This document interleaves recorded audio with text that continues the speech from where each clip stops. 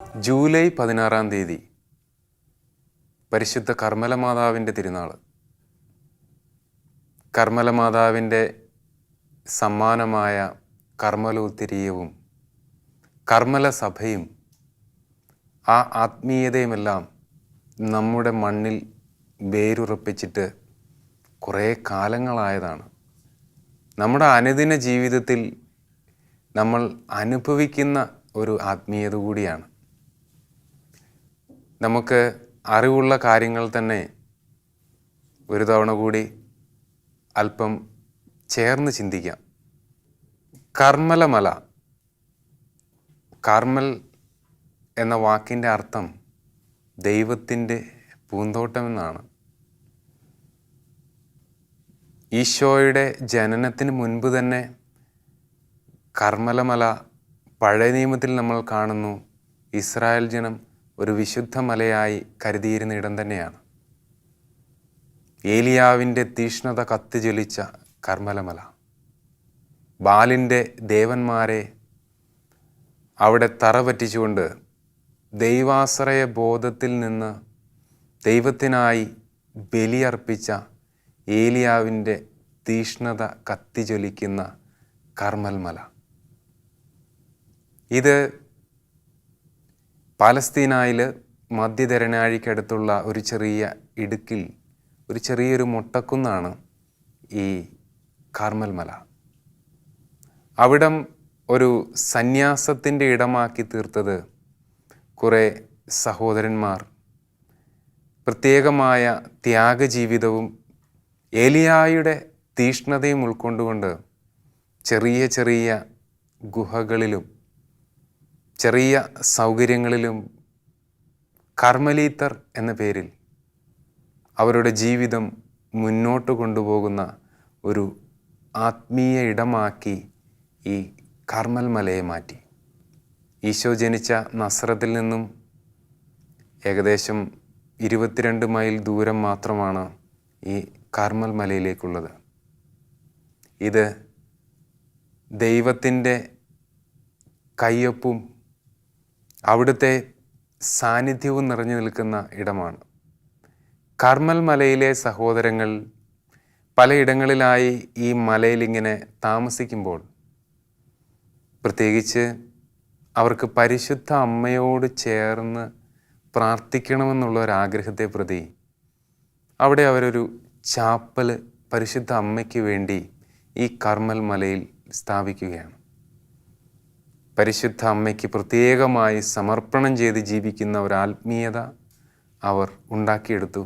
കാരണം ദൈവത്തിനു വേണ്ടിയുള്ള തീഷ്ണതയാൽ ജ്വലിക്കുന്ന കർമ്മൽ മലയിലെ പുഷ്പമായി, കർമ്മൽ എന്ന് പറയുമ്പോൾ പൂന്തോട്ടമാണല്ലോ, ദൈവത്തിൻ്റെ പൂന്തോട്ടത്തിലെ സുന്ദര പുഷ്പമായി പരിശുദ്ധ അമ്മ മാറുന്ന ഒരു അത്ഭുതം, അമ്മയുടെ സുഗന്ധം ആ മലയിൽ ഇങ്ങനെ വീശിയടിക്കുന്ന അനുഭവം അവിടെയുള്ളവർക്കെല്ലാവർക്കും ഒരു നിരന്തര അനുഭവമായിരുന്നു. അങ്ങനെ പരിശുദ്ധ അമ്മയ്ക്ക് പൂർണ്ണമായി സമർപ്പിച്ച് ജീവിക്കുന്ന തീഷ്ണമതിയായിട്ടുള്ള ഈ സന്യാസികളുടെ ജീവിതത്തിലേക്ക് ഒരു പ്രതികൂലത കടന്നു വരിക കുരിശ് യുദ്ധത്തോടു കൂടിയാണ്. കുരിശ് യുദ്ധത്തെ തുടർന്ന് അവരുടെ വാസസ്ഥലങ്ങൾ നശിപ്പിക്കുകയും കയ്യേറുകയും ചെയ്യുകയാണ്. അങ്ങനെ അന്ന് വരെ അവർ താമസിച്ചിരുന്ന ആ ഇടത്ത് നിന്ന്, ആ ആത്മീയതയുടെ മണ്ണിൽ നിന്ന് ഒരു പറിച്ചു നടൽ ഉണ്ടാവുകയാണ്. അങ്ങനെ അവർ പാശ്ചാത്യ നാട്ടിലേക്ക്, ഇംഗ്ലണ്ടിലേക്ക്, മറ്റ് യൂറോപ്യൻ നാടുകളിലേക്ക് ഇവർ ചിതറിക്കപ്പെടുകയാണ്. ഇംഗ്ലണ്ടിൽ നിന്ന് ഈ കർമ്മൽ മലയിൽ വന്ന് സന്യാസം അനുഷ്ഠിച്ചിട്ടുള്ള ഒരു വ്യക്തിയായിരുന്നു സൈമൺ സ്റ്റോക്ക്, വിശുദ്ധ സൈമൺ സ്റ്റോക്ക്. അദ്ദേഹത്തിൻ്റെ ജീവിതത്തിൻ്റെ വലിയ ഒരു അനുഭവമായിരുന്നു ഈ കർമ്മൽ മല. പരിശുദ്ധ അമ്മയോട് ഉള്ള സ്നേഹവും ദൈവത്തോടുള്ള സമ്പൂർണ്ണ സമർപ്പണവും ഏലിയായുടെ തീഷ്ണതയും നിറഞ്ഞ അദ്ദേഹമാണ് ഈ പ്രതികൂലതയുടെ കാലഘട്ടത്തിൽ കർമ്മലീത്ത സഭയുടെ അധികാരിയായി തിരഞ്ഞെടുക്കപ്പെടുക. 1251 ജൂലൈ 16 അർദ്ധരാത്രി. വലിയ പ്രതികൂലതയും പ്രതിസന്ധിയും ഹൃദയഭാരവും ഉള്ളിലേറ്റിക്കൊണ്ട് കർമ്മലീത്തരുടെ അധികാരിയായ വിശുദ്ധ സൈമൺ സ്റ്റോക്ക് പരിശുദ്ധ അമ്മയുടെ മുമ്പിൽ മുട്ടുകുത്തി ഹൃദയം പൊട്ടി പ്രാർത്ഥിക്കുകയാണ്. അദ്ദേഹത്തിൻ്റെ പ്രാർത്ഥന ഇങ്ങനെയാണ്: പരിശുദ്ധ അമ്മേ, ദൈവമാതാവേ, ഞങ്ങൾക്ക് മുന്നോട്ട് പോകുവാനുള്ള ഒരു വഴി നീ കാണിച്ചു തരണമേ. കാരണം പ്രതിസന്ധികൾ ഉള്ളിലും പുറത്തും ഒരുപോലെയായിരുന്നു. അവർ ഒരു പുതിയ സ്ഥലത്തേക്ക് വരുന്നു, പല നാടുകളിൽ ചിതറിക്കപ്പെടുന്നു, ആത്മീയമായ ഒരു കെട്ടുറപ്പ് ഒരുപക്ഷെ അവർക്ക് നഷ്ടപ്പെടുന്നു, ഉള്ളിൽ തന്നെ വ്യത്യസ്തമായിട്ടുള്ള പ്രശ്നങ്ങൾ ഉടലെടുക്കുന്നു. അങ്ങനെ പരിശുദ്ധ അമ്മയിൽ മാത്രം ആശ്രയിച്ചുകൊണ്ട് വിശുദ്ധ സൈമൺ സ്റ്റോക്ക് അമ്മയുടെ മുമ്പിൽ മുട്ടുകുത്തിയ ആ രാത്രി പരിശുദ്ധ അമ്മ ഒരു ദിവ്യ ദർശനത്താൽ അദ്ദേഹത്തെ സന്ദർശിക്കുകയാണ്. ഇടത്ത് കൈയിൽ ഉണ്ണീശോയും വലത്ത് കൈയിൽ കാർമലോത്തിരിയവുമായി പരിശുദ്ധ അമ്മ പ്രത്യക്ഷപ്പെടുകയാണ്. അമ്മ ഏറെ വാത്സല്യത്തോടെ വിശുദ്ധ സൈമൺ സ്റ്റോക്കിനൊരു സന്ദേശം നൽകുകയാണ്: എൻ്റെ പ്രിയ മകനെ, ഈ ഉത്തരീയം നിനക്കും നിൻ്റെ സഭയ്ക്കും ഞാനുമായുള്ള വലിയ ബന്ധത്തിൻ്റെ അച്ചാരമായിരിക്കും, അതിൻ്റെ നിരന്തര ഓർമ്മപ്പെടുത്തലായിരിക്കും. ഇത് ധരിക്കുമ്പോൾ ഒരിക്കലും നശിച്ചു പോകാത്ത വിധത്തിൽ, ഒരിക്കലും നിത്യനരകാഗ്നിയിലേക്ക് തള്ളപ്പെടാത്ത വിധത്തിൽ ഞാൻ നിങ്ങളെ സംരക്ഷിക്കും. വെന്തിഞ്ഞ പരിശുദ്ധ അമ്മയുടെ ഉത്തരീയം അത് തവിട്ട് നിറത്തിലുള്ള ഒരു കമ്പിളി വസ്ത്രത്തിൻ്റെ കീറാണ്. വെന്തിഞ്ഞ നമ്മളുടെ ജീവിതത്തിൻ്റെ അനുദിന ജീവിതത്തിൻ്റെ അനുഭവമാണ്. നമ്മൾ കുഞ്ഞുങ്ങൾക്ക് പ്രത്യേകമായി ആദ്യ കുർബാന സ്വീകരണ സമയങ്ങളിലൊക്കെ സമ്മാനമായി നൽകുന്നതാണ്. പ്രത്യേകിച്ച് ഈ വെന്തിങ്ങയുടെ അടയാളം അല്ലെങ്കിൽ അർത്ഥം എന്താണ്? പരിശുദ്ധ അമ്മ തൻ്റെ മേലങ്കി കൊണ്ട് നമ്മളെ ഇങ്ങനെ പൊതിഞ്ഞു പിടിക്കുന്നു എന്നുള്ളതാണ് അതിൻ്റെ അർത്ഥം. ഒരു മാതൃവാത്സല്യത്തോടെ നമ്മളുടെ അപജയങ്ങളിൽ, വേദനകളിൽ, സങ്കടങ്ങളിൽ അമ്മ ഇങ്ങനെ അമ്മയുടെ മാറോട് ചേർത്ത് അമ്മയുടെ മേലങ്കിയാൽ ഇങ്ങനെ പൊതിയുന്നു എന്നാണ് നമ്മൾ ധരിക്കുന്ന ആ സ്കാപ്പുലർ ഉത്തരീയത്തിൻ്റെ അർത്ഥം. അത് കർമ്മലോത്തിരീയം തവിട്ട് നിറത്തിലാണ്, അമ്മയുടെ വസ്ത്രവും തവിട്ട് നിറത്തിലാണ്. അത് ധരിക്കുമ്പോൾ വലിയ ഒരു സംരക്ഷണം പരിശുദ്ധ അമ്മ നമുക്ക് നൽകുന്നു എന്നുള്ളതാണ് അതിൻ്റെ അടയാളം. ഇത് തിരുസഭയിൽ ഇങ്ങനെ തുടർന്നു വരുമ്പോൾ വ്യത്യസ്തമായ ഇടങ്ങളിൽ പരിശുദ്ധ അമ്മ ഇത് വീണ്ടും ആവർത്തിച്ച് പറയുന്നതായി നമുക്ക് കാണാൻ സാധിക്കും. പ്രത്യേകിച്ച് 22-ാം യോഹന്നാൻ പാപ്പ അദ്ദേഹത്തിൻ്റെ വ്യക്തിപരമായ ഒരു ദർശനത്തിലൂടെ വീണ്ടും പരിശുദ്ധ അമ്മ ഇത് അദ്ദേഹത്തിന് വെളിപ്പെടുത്തി കൊടുക്കുകയാണ്. അങ്ങനെ സെബാസ്റ്റ്യൻ ആനുകൂല്യം എന്ന് പറയുന്ന ഒരു ആനുകൂല്യം സഭയിൽ ഉണ്ടാവുകയാണ്. അത് മറ്റൊന്നുമല്ല, പരിശുദ്ധ അമ്മ ഉത്തരീയം ധരിച്ചു മരിച്ച ഒരു വ്യക്തിയുടെ മരണത്തിന് ശേഷമുള്ള ആദ്യത്തെ ശനിയാഴ്ച ശുദ്ധീകരണ സ്ഥലത്ത് നിന്ന് ആ ആത്മാവിനെ ദൈവ തിരുമുമ്പിലേക്ക് ആനയിക്കുമെന്നുള്ളതാണ് ആ വാഗ്ദാനം.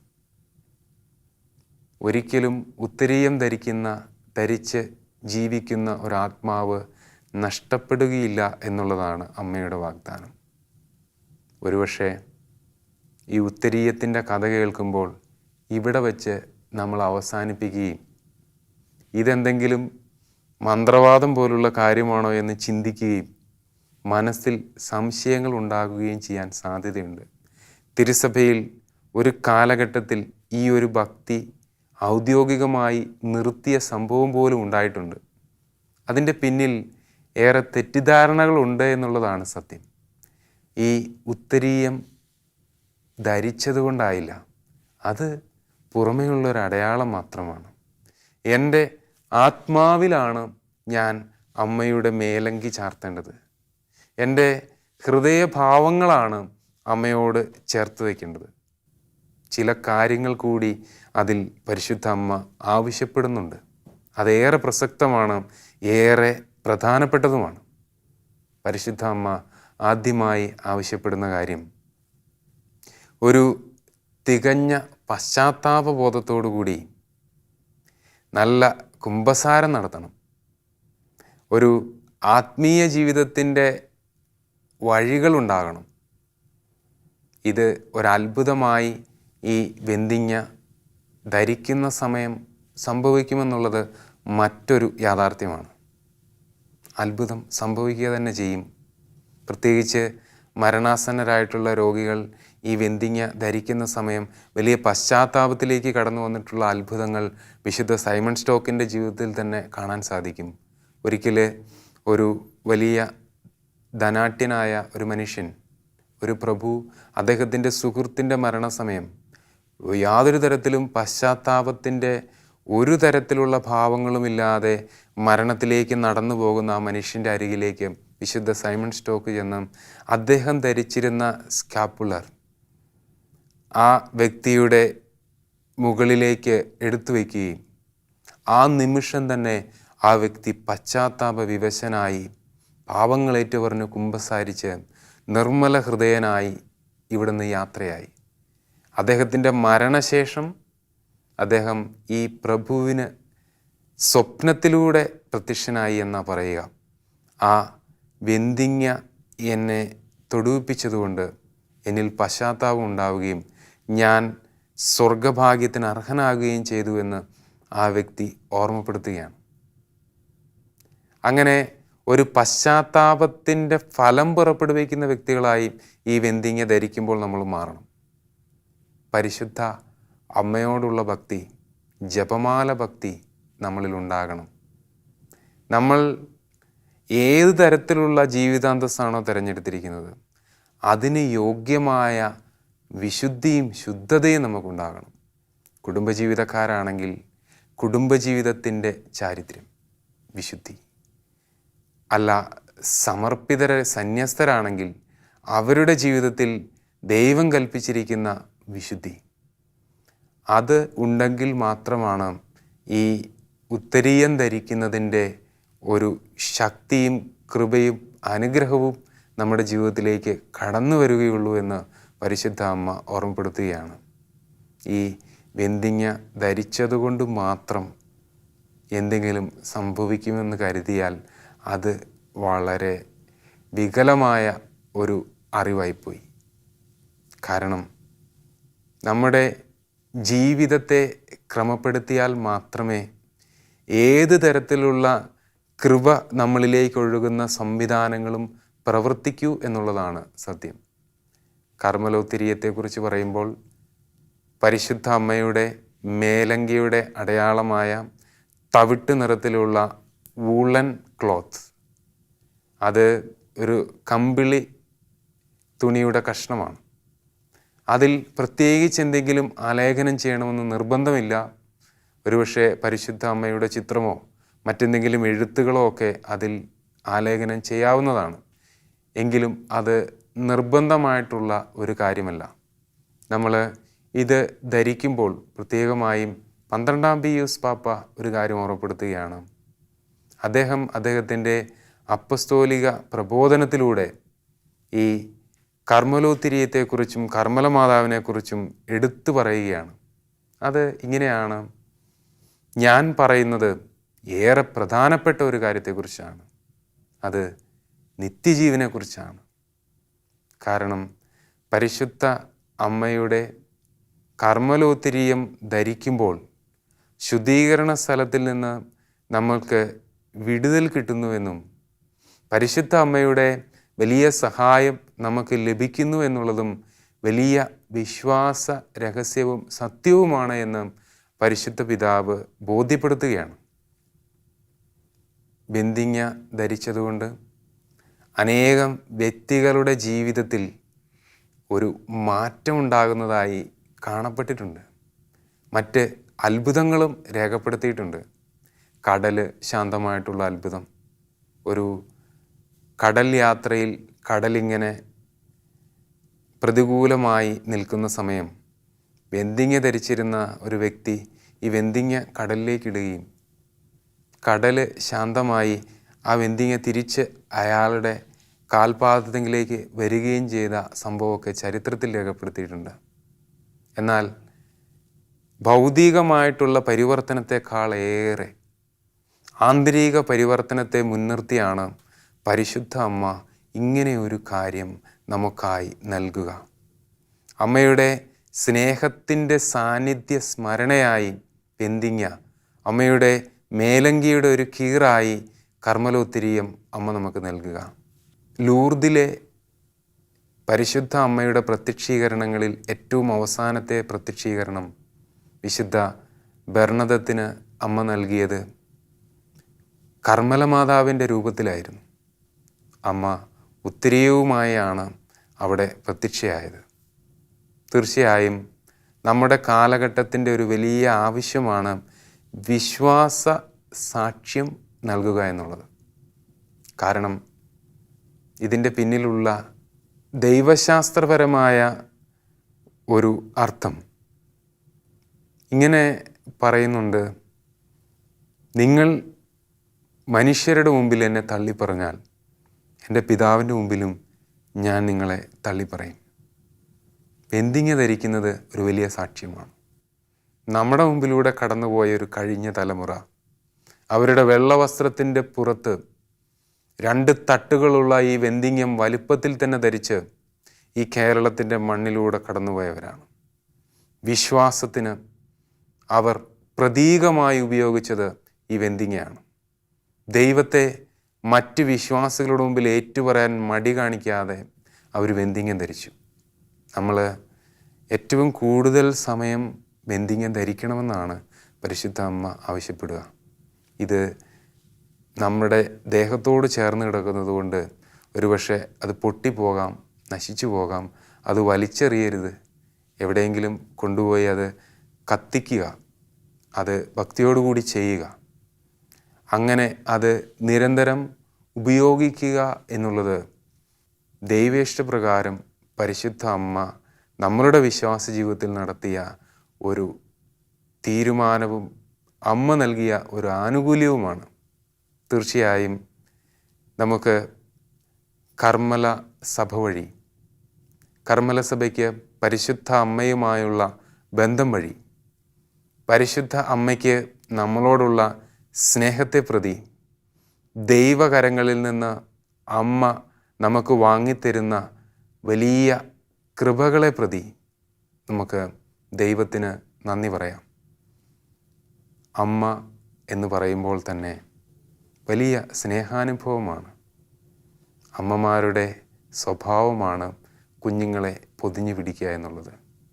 വിശുദ്ധ സൈമൺ സ്റ്റോക്ക് പാപത്തിൻ്റെ പ്രതികൂലതയുടെ നടുവിൽ നിന്ന് ഒരു കുഞ്ഞിനെ പോലെ വിങ്ങിപ്പൊട്ടുമ്പോൾ അമ്മയ്ക്ക് മറ്റൊന്നും ചെയ്യാനുണ്ടായിരുന്നില്ല, ആ മകനെ ഇങ്ങനെ ചേർത്ത് പിടിക്കുക എന്നുള്ളതിലുപരിയായി. നമ്മളുടെ പാപസാഹചര്യങ്ങളും ബലഹീനതകളും സങ്കടങ്ങളും പ്രതികൂലതകളും എല്ലാം അമ്മ കാണുന്നുണ്ട്.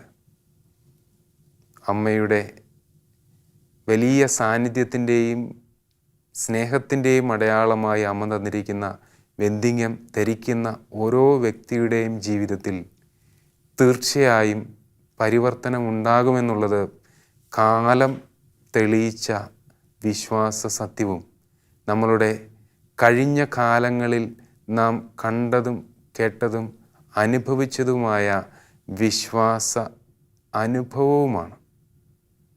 തീർച്ചയായും ഒരു ഭക്തി ജീവിതം നമുക്ക് കൈമോശം വരുന്ന ഈ കാലഘട്ടത്തിൽ, നമ്മളുടെ സാക്ഷ്യ ജീവിതം ശക്തമല്ലാതായി പോകുന്ന ഈ കാലഘട്ടത്തിൽ നമ്മൾക്ക് ഒരു തീരുമാനമെടുക്കാം. അമ്മ നേരിട്ട് തന്ന ഈ ആനുകൂല്യം അമ്മയുടെ സ്നേഹത്തിൻ്റെ പ്രതീകമായ ഈ കർമ്മലൂത്തിരിയം അത് ധരിക്കുന്നതിൽ മടി കാണിക്കാതെ നമുക്ക് പരിശുദ്ധ അമ്മയോട് ചേർന്ന് നമ്മളുടെ ഹൃദയ പരിവർത്തനത്തിൻ്റെ പുറമേയുള്ള അടയാളമായി നമുക്ക് ഓരോരുത്തർക്കും ഈ വെന്തിങ്ങ ധരിച്ച് നമ്മളുടെ ജീവിതത്തെ പരിപൂർണമായി പരിശുദ്ധ അമ്മയ്ക്ക് സമർപ്പിച്ച് കർമ്മലിൽ വിരിഞ്ഞ റോസാപുഷ്പത്തിൻ്റെ സുഗന്ധം നമ്മളുടെ ഇടയിൽ വീശിയടിക്കുമ്പോൾ അതൊരു വലിയ ആത്മീയ അനുഭവമായി എല്ലാവർക്കും മാറട്ടെ എന്ന് ആശംസിക്കുന്നു. ദൈവം അനുഗ്രഹിക്കട്ടെ.